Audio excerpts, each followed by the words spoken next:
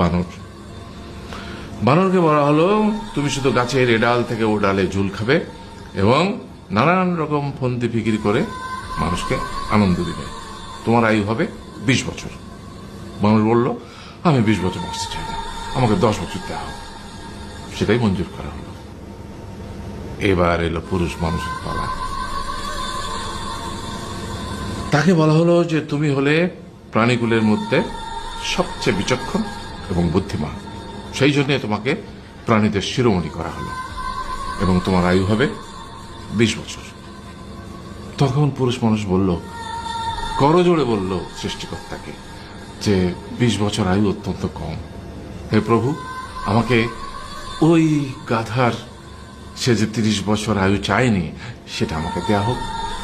ওই যে কুকুর 15 বছর ফিরিয়ে দিয়েছিল, সেটাও আমাকে দেয়া হোক। আর যে বানর